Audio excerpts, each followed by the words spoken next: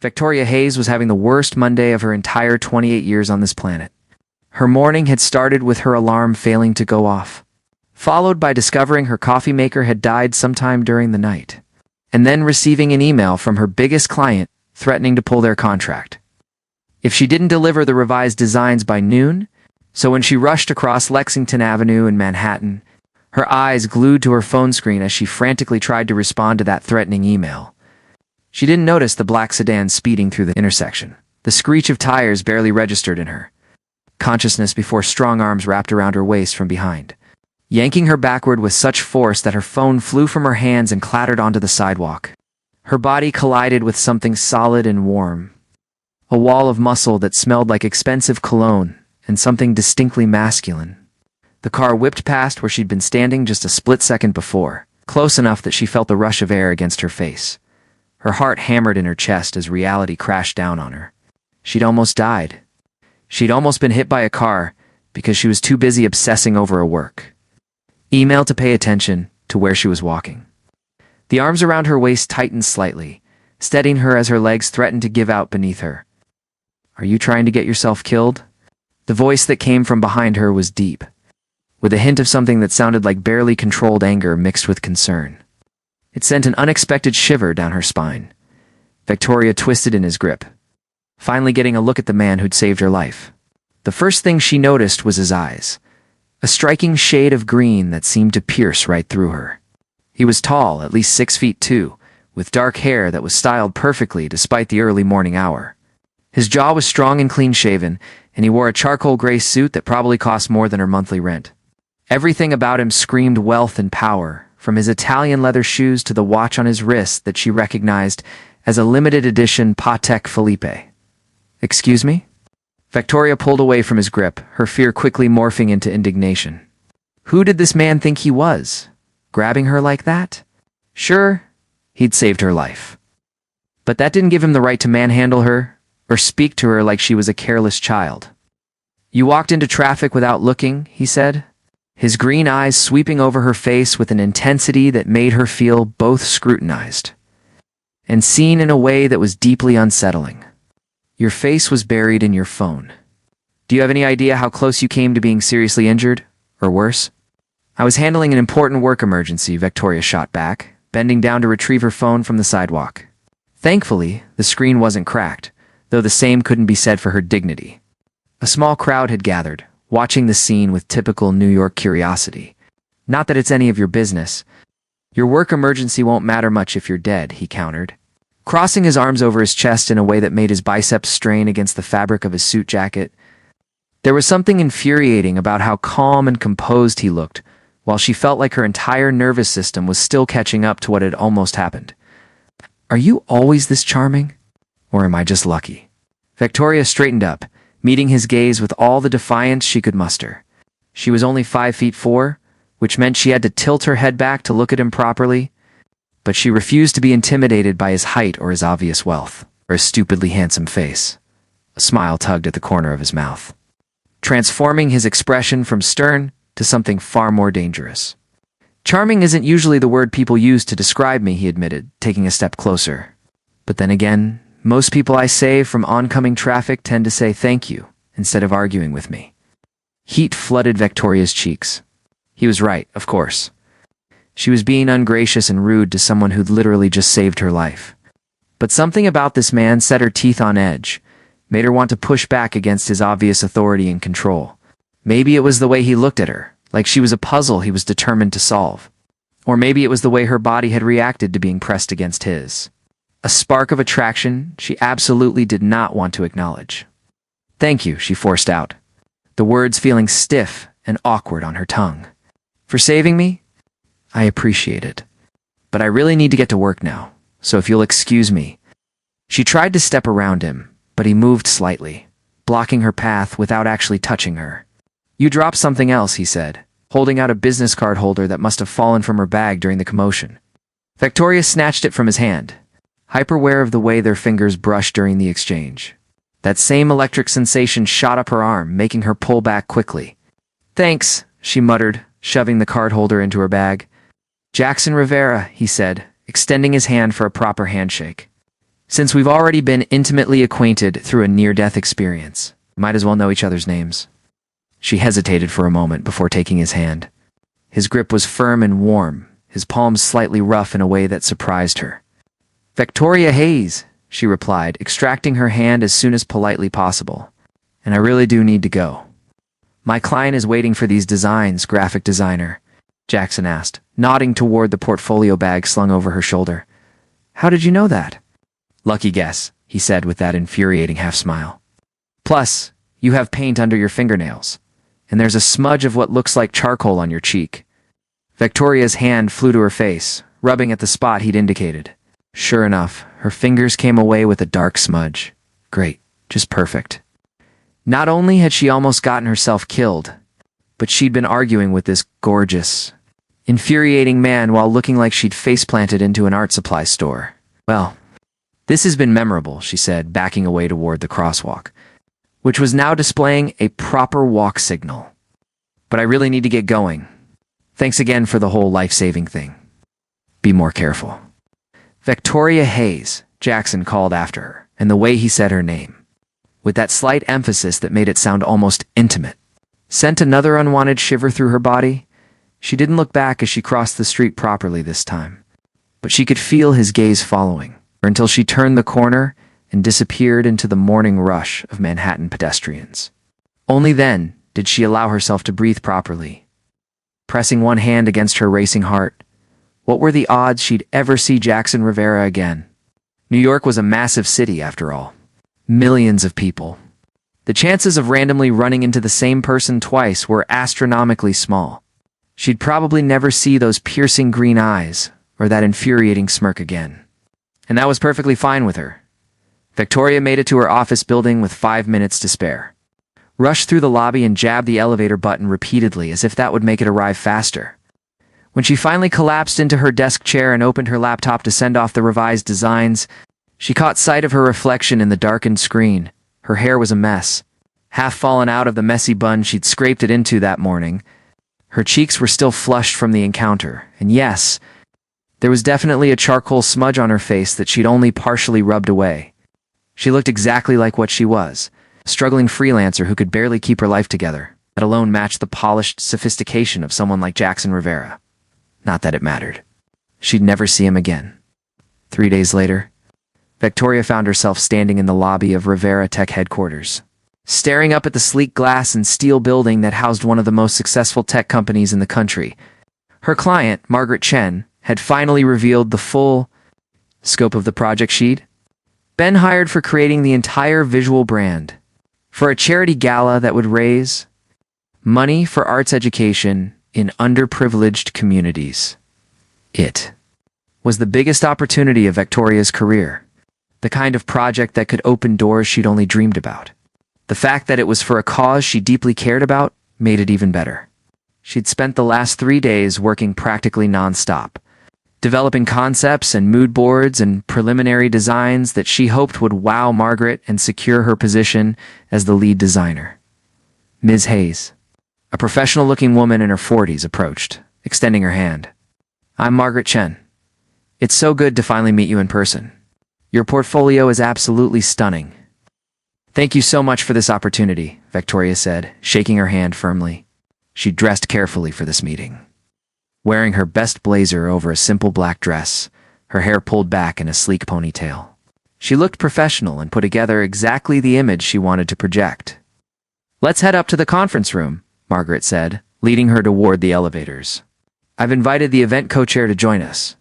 He's been instrumental in organizing this gala, and since you'll be working closely together over the next few months, I thought it would be good for you to meet right away." Victoria nodded, clutching her portfolio bag a little tighter. Working with a co-chair would be fine.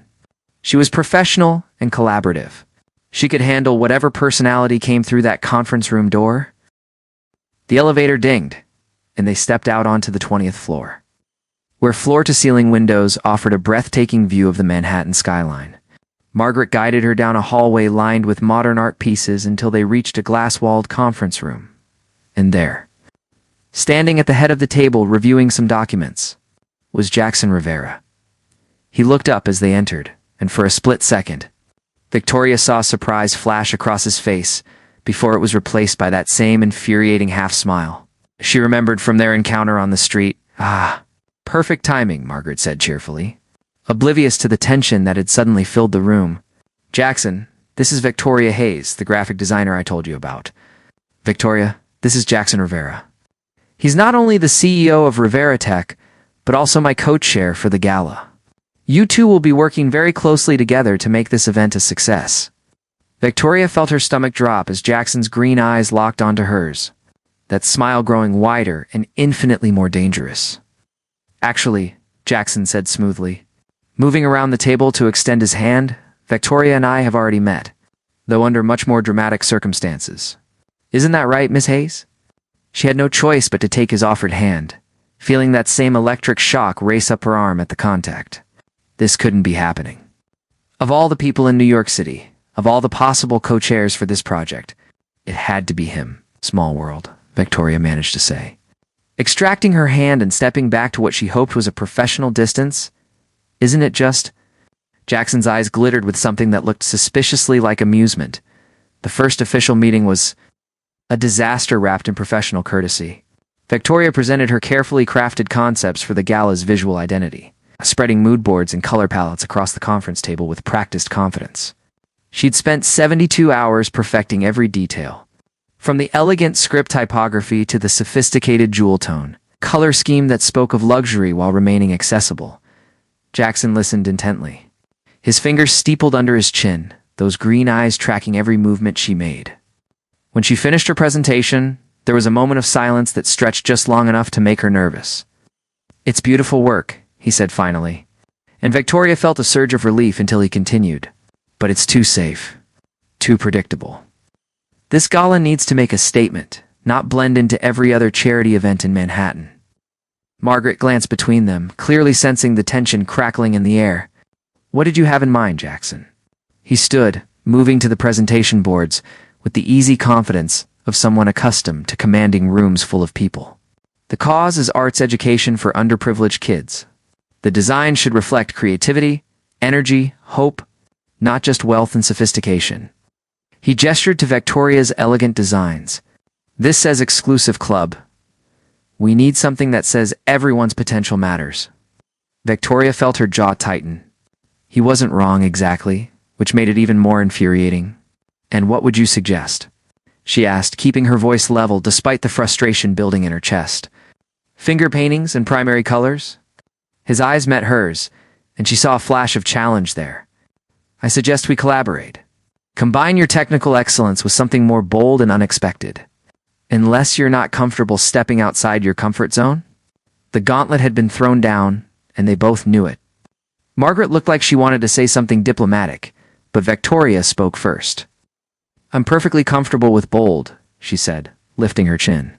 "I just prefer it to be intentional rather than chaotic. But if you want to collaborate, Mr. Rivera, then let's collaborate. I assume you have some concrete ideas beyond just criticizing mine?" The corner of his mouth twitched upward. "As a matter of fact, I do. My assistant can set up a working session for tomorrow evening. My office, 7 o'clock. We can brainstorm together." "I have plans tomorrow evening," Victoria lied smoothly.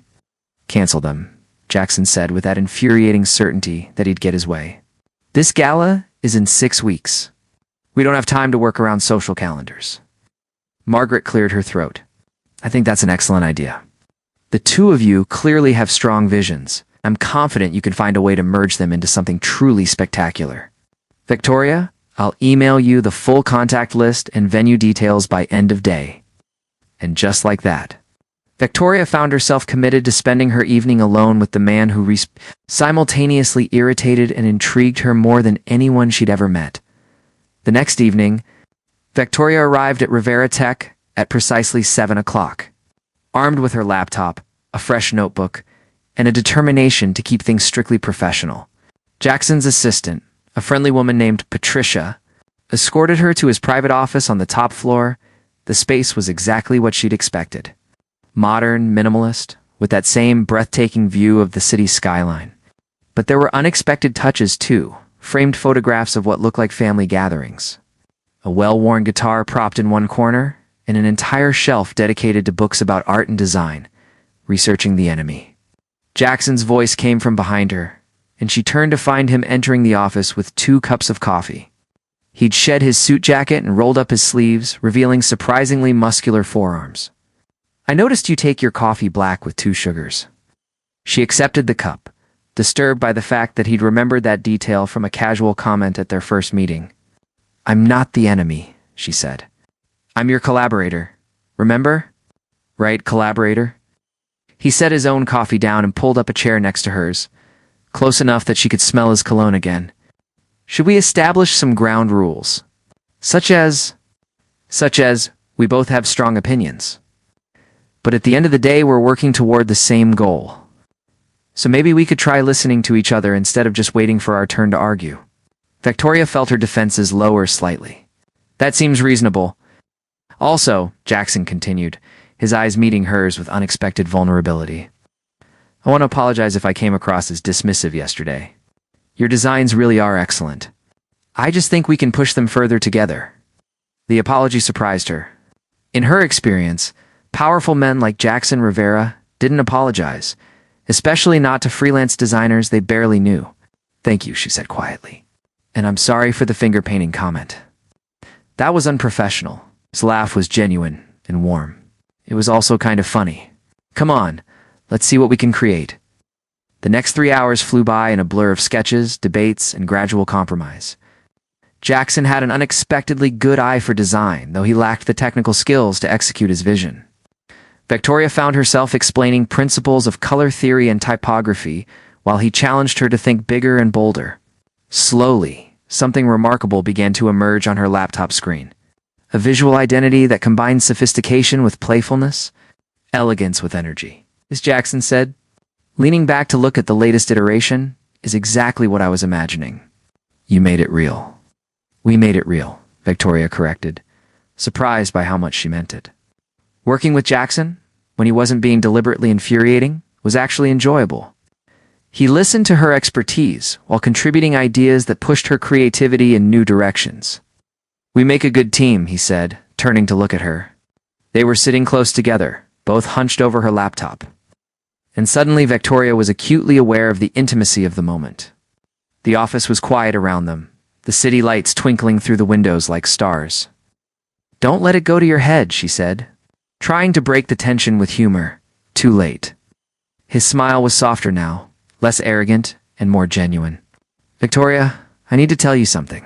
Her heart started beating faster. "What?" Before he could answer, his phone buzzed loudly on the desk. He glanced at it, and his expression shifted, becoming more guarded. "I should take this. It's important." Victoria gathered her things while he stepped into the hallway, trying to ignore the disappointment curling in her stomach. What had he been about to say? And why did she care so much? Over the next few weeks, Victoria and Jackson fell into a rhythm. They met 3 times a week to work on various aspects of the gala.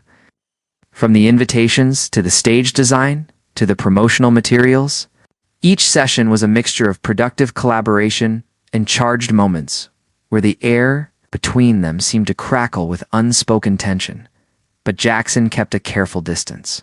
Professional and friendly, but never crossing the line into something more personal. Victoria told herself she was relieved. This was a professional relationship, nothing more.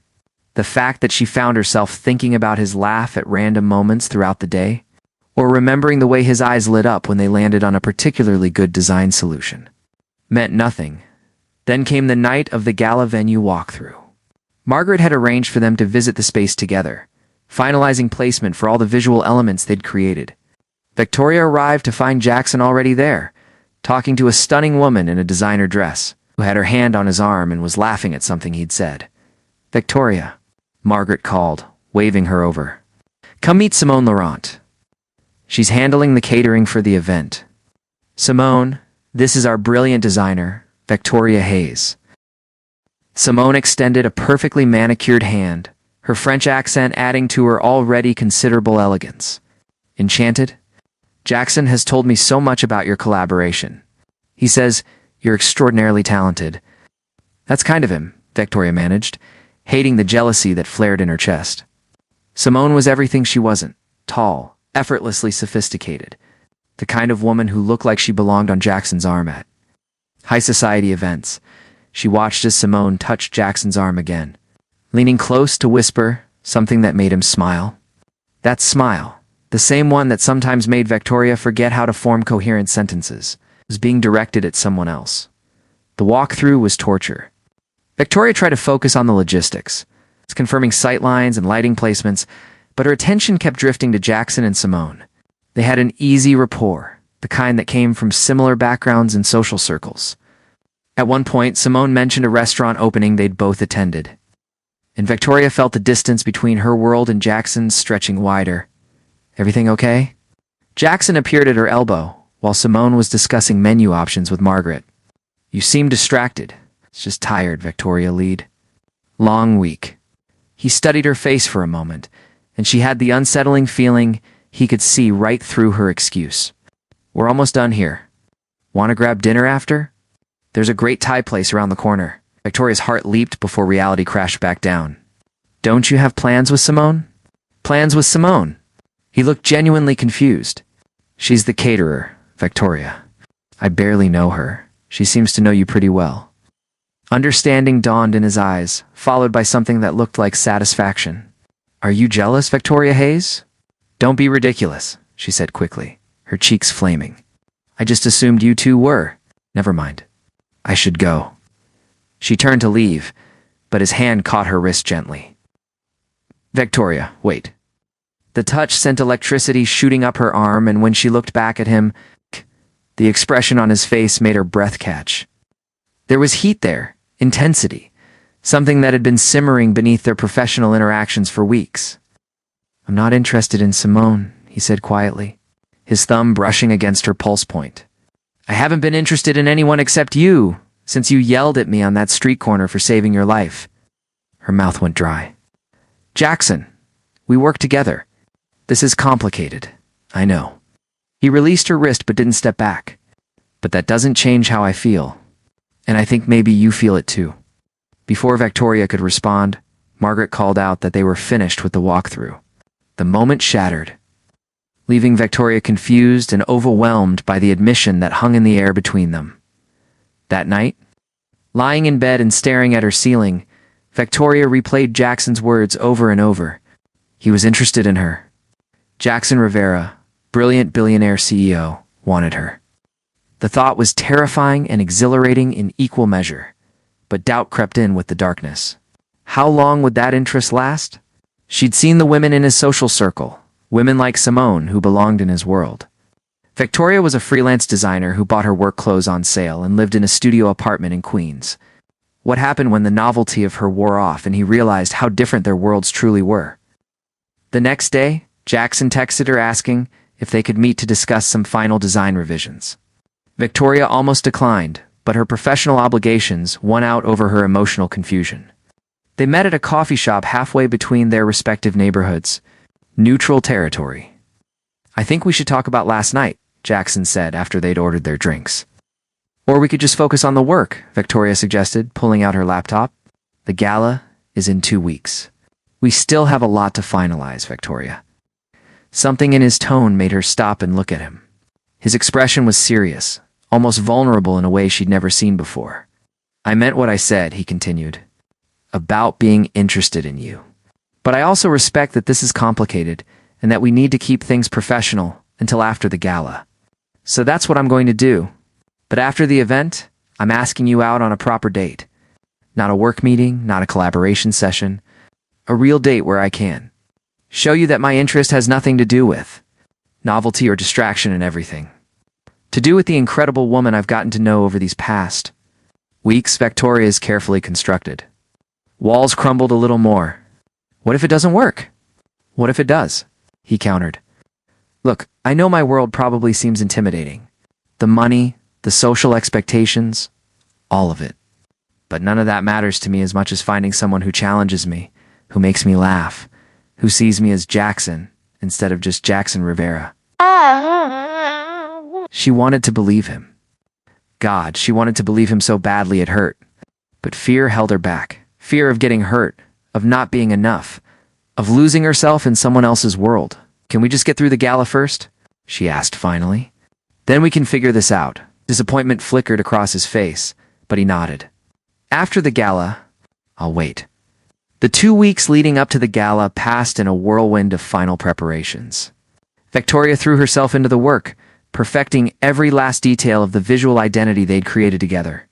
She and Jackson maintained a careful professional distance, but the awareness between them never faded. Every accidental brush of hands when passing documents, every shared smile over an inside joke, every moment their eyes met across a conference room. It all added to the tension building between them.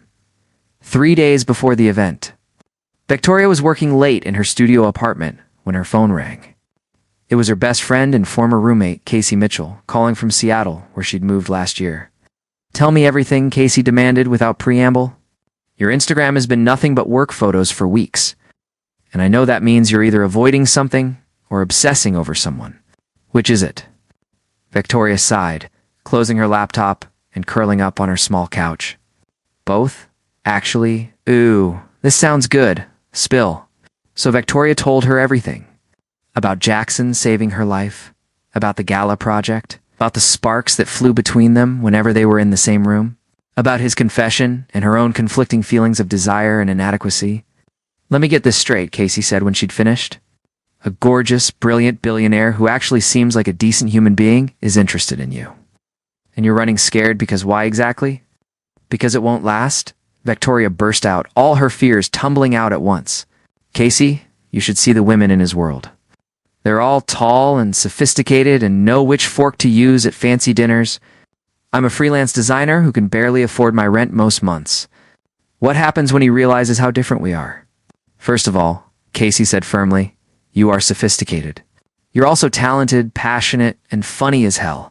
Second, if this guy wanted someone from his world, he'd be dating someone from his world. He wants you, Vector. The question is, are you brave enough to let yourself want him back? After they hung up, Victoria sat in the darkness of her apartment, Casey's words echoing in her mind. Was she brave enough? She'd spent years building her career from nothing, fighting for every opportunity, refusing to let anyone make her feel small. But when it came to Jackson, she felt terrified in a way that had nothing to do with courage and everything to do with vulnerability. The night of the gala arrived with perfect weather, and even more perfect execution. Victoria stood at the entrance of the transformed venue, barely recognizing the space she'd walked through weeks ago. Her designs had come to life in spectacular fashion. Banners and projections and carefully curated displays that celebrated creativity while maintaining an air of sophistication. It was bold and beautiful and exactly what they'd envisioned together. She'd splurged on a dress for the occasion, a deep emerald green gown that hugged her curves and made her feel, for once, like she belonged in this world of wealth and glamour. She'd left her dark hair down in loose waves. And the makeup artist friend she'd called in a favor from had worked magic with subtle contouring and a bold lip. Victoria, Margaret appeared, her face glowing with excitement. This is absolutely breathtaking. You and Jackson have created something truly special. Thank you, Victoria said, her eyes scanning the room. Have you seen Jackson? He was looking for you earlier. I think he's near the stage area. Victoria made her way through the growing crowd, accepting compliments on the design and trying not to feel overwhelmed by the number of wealthy, influential people surrounding her. This was Jackson's world, she reminded herself. These were his people. Could she ever really fit in here? She found him standing near the stage, looking devastatingly handsome in a perfectly tailored tuxedo. He was talking to someone she couldn't see, his head tilted in that attentive way he had when he was really listening. Then the crowd shifted, and Victoria saw who he was talking to. Simone Laurent. Looking stunning in a silver gown that probably cost more than Victoria's entire wardrobe, and she had her hand on Jackson's chest, leaning close to whisper something in his ear. All of Victoria's insecurities came roaring back. This was why it could never work. Look at Simone, so comfortable in this environment, so at ease with casual touches and intimate conversations. That was the kind of woman Jackson needed. Someone who understood his world because she lived in it too. Victoria turned away before Jackson could see her. Pushing through the crowd toward the exit, she needed air, space, distance from the painful reminder that she would never truly belong here. She made it to the rooftop. terrace before the tears started falling. The view of Manhattan spread out before her, millions of lights twinkling in the darkness, but all she could see was the image of Simone's hand on Jackson's chest. Running away? She spun around to find Jackson standing in the doorway, his expression unreadable. Of course he'd followed her. He probably thought she was having some kind of professional crisis about the event. Just needed some air, she said, quickly wiping at her eyes and hoping he wouldn't notice she'd been crying. He noticed. He always noticed. Jackson crossed the terrace in quick strides, pulling out a handkerchief and gently dabbing at her cheeks. Tell me what's wrong. Nothing's wrong. The gala is perfect. Your speech is in 20 minutes. You should be inside. Victoria. He cupped her face in his hands, forcing her to meet his eyes. Talk to me. I saw you with Simone, she blurted out, unable to hold it back any longer. And I realized you were right to keep things professional between us. Because we're from completely different worlds, Jackson. You belong in there with people like her. People who know how to navigate your social circles and wear expensive dresses like they were born in them. I'm just a freelance designer who got lucky with one big project. Jackson's jaw tightened. Is that really what you think? That I care about expensive dresses and social circles? You should care. Those things matter in your world. You want to know what matters to me? He stepped closer, his voice dropping to that low, intense tone that always made her shiver. You matter to me. The way you argue with me when you think I'm wrong. The way your eyes light up when you nail a perfect design. The way you make me laugh without even trying. The way you make me want to be better. Not richer or more successful. Just better as a person. Jackson. Her voice broke on his name. Simone was thanking me for recommending her company to another event planner, he continued. That's all. There's nothing between us. It's nothing except the professional connection she keeps trying to turn into something more. Which I've politely declined multiple times because I'm not interested in her. I'm interested in you, Victoria. Only you. But I don't fit in your world, she whispered. Then we'll make our own world, he said simply. One where it doesn't matter that I have money or that you're still building your career. One where what matters is how we feel when we're together. He brushed his thumb across her cheek, wiping away a lingering tear. Do you know what I see when I look at you? I see someone brilliant and talented and brave. Someone who started with nothing and built a career through sheer determination. Someone who stands up to billionaire CEOs and doesn't back down. That's not someone who doesn't fit. That's someone extraordinary.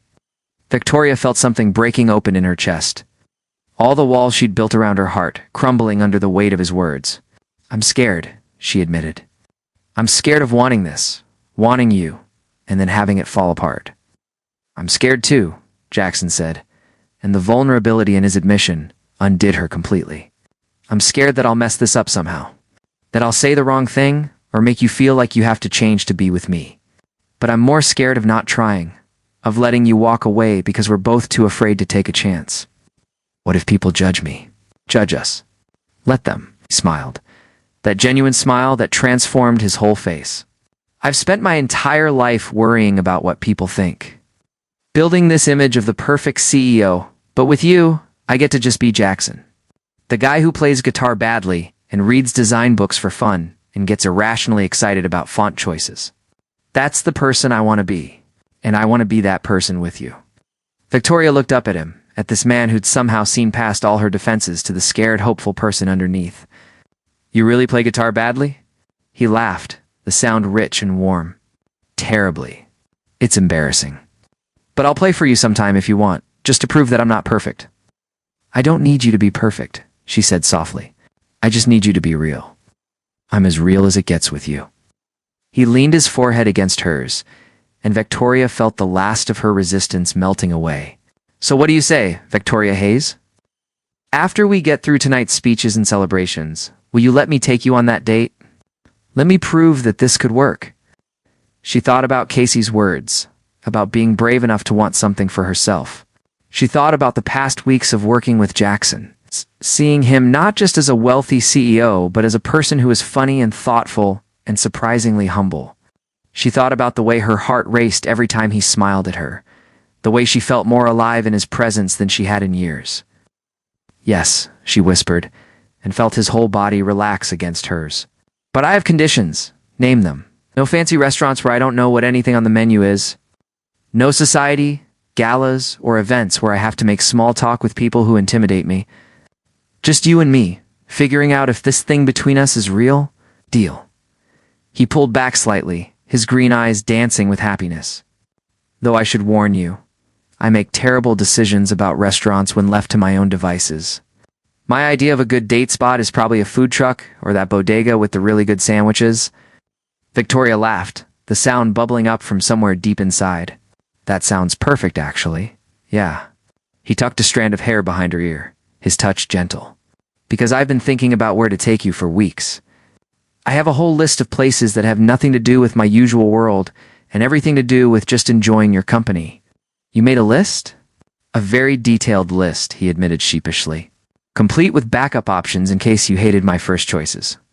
Patricia thinks I've lost my mind. You kind of have, Victoria said. But she was smiling. This is crazy. We're crazy. The best things usually are. Jackson glanced at his watch and grimaced. I really do need to go give that speech. But after this is over, we're not running away from whatever this is anymore. Agreed? Agreed. He leaned down slowly, giving her time to pull away. But Victoria didn't move. When his lips finally met hers, it was soft and sweet and perfect. A promise of everything that could be if they were brave enough to try. The kiss deepened for a moment, and Victoria felt herself melting into him. Her hands coming up to rest on his chest, where she could feel his heart racing as fast as her own. When they finally pulled apart, both slightly breathless, Jackson rested his forehead against hers again. I've wanted to do that since the day you called me an arrogant lifesaver. I never called you that, it was implied. He grinned, then stepped back reluctantly. Come on, let's go show everyone what we created together. They returned to the gala hand in hand. And if anyone noticed the subtle change between them, they were polite enough not to comment. Jackson's speech was brilliant, heartfelt and inspiring as he talked about the importance of arts education and the incredible talent that existed in every community, regardless of economic background. When he thanked Victoria by name for bringing his vision to life, the applause that followed made her cheeks flush with pride. The rest of the evening passed in a blur of congratulations and networking. But Victoria found herself constantly aware of Jackson's presence. He'd catch her eye across the room and smile or find excuses to brush past her, his hand briefly touching her lower back. It was subtle, private, theirs. Margaret pulled her aside near the end of the night, her expression knowing. I'm assuming this means I should start planning to hire you for more projects? Since you and Jackson clearly work so well together? I'd like that, Victoria said honestly. This has been an incredible experience. Good, because I have 3 other events that could use your touch. And I suspect Jackson will insist on being involved in all of them. When the last guest finally departed, and the venue staff began breaking down the beautiful space they'd created, Jackson found Victoria standing near the entrance, looking at their work one last time. Penny for your thoughts, he asked, wrapping his arms around her waist from behind. She leaned back against his chest, feeling safe and cherished in his embrace. Just thinking about how much has changed in 6 weeks? When Margaret first hired me, I never imagined it would lead to this, to an incredibly successful gala. To you, she corrected, turning in his arms to face him. To us? Best professional collaboration ever, he murmured against her hair. It's after midnight, Victoria pointed out, checking her phone. Which means the gala is officially over. It is. Jackson pulled back to look at her, hope and nervousness warring in his expression. So about that date I promised you. There's a food truck that parks near my building that makes the best tacos in Manhattan. They're probably still open. Would you want to grab some with me? Right now. Victoria laughed, delighted by his eagerness and the complete lack of pretense. This was who Jackson really was when he let his guard down. Not the polished CEO, but just a man who wanted to share late-night tacos with someone he cared about. I would love to, she said, then added with a teasing smile, but I'm not eating tacos in this dress. It cost me a week's grocery budget. We could stop by your place so you can change, he suggested. And then tacos. And maybe a walk through the city, and talking until sunrise, if you're up for it. That sounds perfect. She stood on her tiptoes and kissed him softly.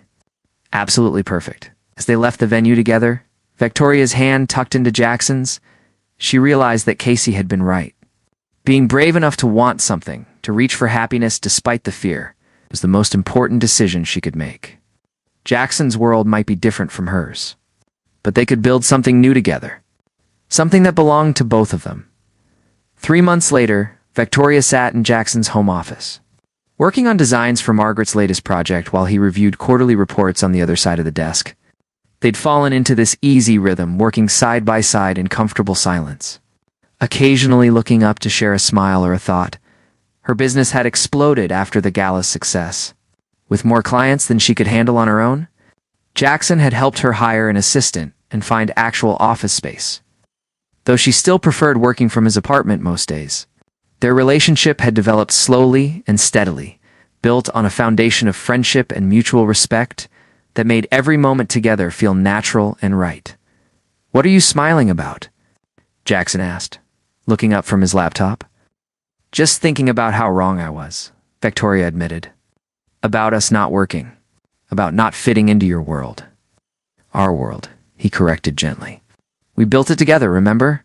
She nodded, feeling her heart swell with affection for this man who'd patiently proven, day after day, that love didn't require changing who you were. "Our world," I like the sound of that. Jackson stood and came around the desk, pulling her up into his arms. "I love you, Victoria Hayes. I love your fierce independence and your incredible talent, and the way you still argue with me when you think I'm wrong." "I love you too," she whispered back, the words coming easily now. "Even when you're being impossibly arrogant, especially when I'm being impossibly arrogant," he corrected with a grin, and kissed her soundly. Outside the windows, Manhattan glittered with possibility. But Victoria wasn't looking at the view anymore. She'd found everything she needed right here, in the arms of the man who'd grabbed her by the waist on a random Monday morning and changed her entire life. Their collision had been unexpected, explosive, and absolutely perfect, and it was only the beginning.